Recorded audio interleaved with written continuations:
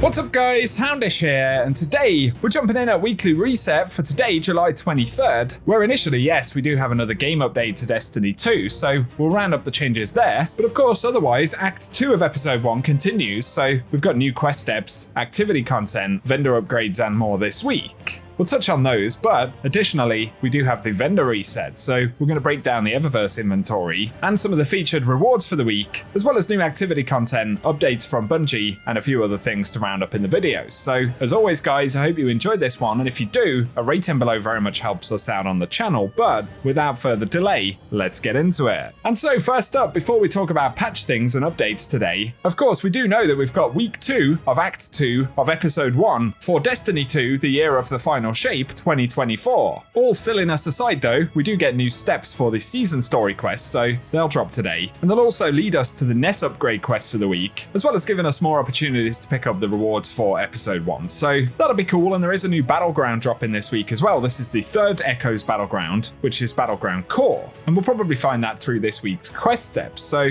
let us know if you'll be diving into all of that, and I'll keep you posted if there are any exciting revelations. Up next today, of course, we got Destiny 2 Update 8008, and so for the patch notes, Bungie initially have reduced Stillhunt's Golden Gun damage while using Celestial Nighthawk by 33%, so as we spoke about earlier, that is a bigger nerf than expected, and also earlier than expected, so share your thoughts about that. They also fixed an issue where the point contact cannon brace could spawn lightning strikes on unintended melees, and for the artifact, an issue where Sniper's Meditation was buffing Stillhunt's Golden Gun shots. I always assumed that since that was a bonus that buffs snipers, that it was supposed to do that. Apparently it wasn't, so I guess that's actually another sort of layer to the Stillhunt nerf overall that we're seeing today, so give us your thoughts about that as well.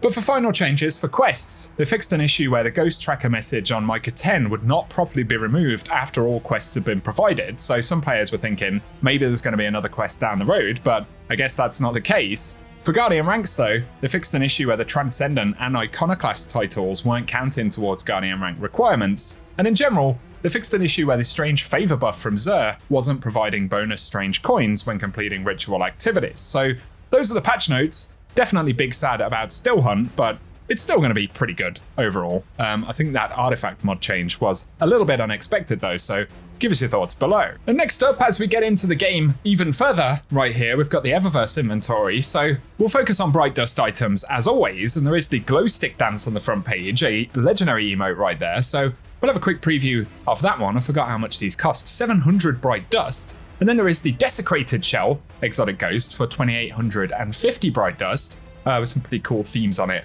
right there. On top of that though, there is the Heartbreaking Entrance Transmat effect on the front page. These cost 450 Bright Dust, kind of nice. Then for the shaders, we've got Vibrant Medusa up first, which is very, very green indeed.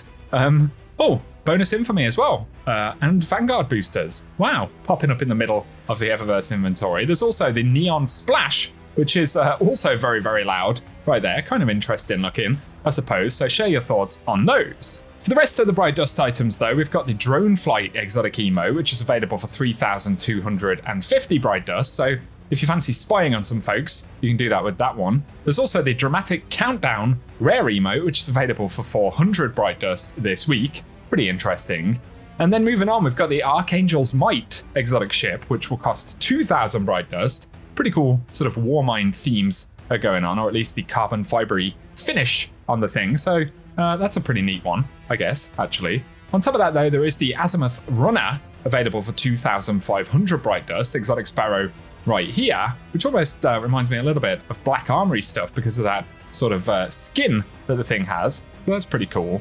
And then there is the Chivalry's Chill ornament for the Cadmus Ridge Landscape. So we're going to be getting armor ornaments for certain exotics this week for 1500 Bright Dust. So definitely check in and see what those are about in the store. There's also the Objective Reality weapon ornament for Truth, which is available for 1250 Bright Dust, which makes it almost more plain than it was originally, I guess. And then we've got the Buried Treasure projection for a ludicrous 1500 Bright Dust, for a little bit of a glow right there. Then for the second page of shaders, we've got the Flavido Core available right here, pretty garish with this particular armor.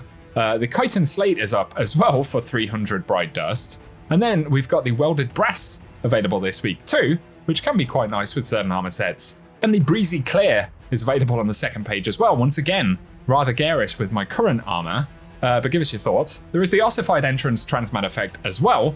All of the Transmat effects are 450 Bright Dust. We've got the Vex Incursion entrance, so some pretty classic Transmats right here. And finally, the Renewal entrance, less classic because it is new this season, so let's preview that one again. Kinda cool, I guess. So give us your thoughts on the Eververse inventory, guys, and if you plan to pick anything up.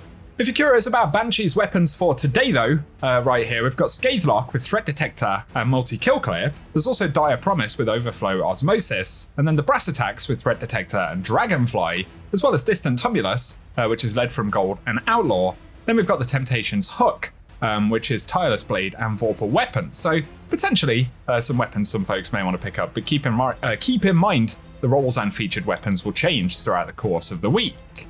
Lastly though, let's say hello to Shader 1 down here in the annex. She's got some armor, the Retrograde set, so maybe something to add to collections or check in for stat rolls on. But then for the shaders, which are 10,000 Glimmer, there is Gold Leaf, which actually does work sort of nicely with this armor. There's the new Pacific Rush Worn variant available here as well. And finally, we've got the Dead Orbit Resurrection up for grabs this week too. So let us know if you plan to grab any of those. For some final bits of content for the week though, we do know this week's Nightfall is Liminality, which Bungie had teased is going to be a pretty difficult one, so I'm curious to check that out. Of course, the Grandmaster version will also be available. That's where the trouble will really start, so let us know if you'll be diving in to check that out. Additionally though, the featured exotic mission this week is Nord Avalon, which is the one where we get the Vexcalibur, so if you missed out on that weapon, the glaive itself and all of the upgrades, the catalysts and things like that are completely farmable this week, so it's a good time to jump in. But additional drops include the Heart Shadow coming from the Duality Dungeon, that's another farmable exotic this reset, as well as the Legendary Loot Pool for that. And Crater's End is featured as well, which I'm not sure has really happened too many times. And we know at the very least we've got a completely farmable Legendary Loot Pool from that. So let us know if you'll be diving in to get any of those done. But finally, for the featured Lost Sectors this week, you can see on the right hand side of the chart all of the random drop legendary weapons that can come from these. Otherwise, we get chances at exotic engrams on solo clears. And today, July 23rd, is Hydroponics Delta on Neomuna. Then we'll get Vel's Labyrinth on Cosmodrome for July 24th, followed by Exodus Garden 2A on the 25th,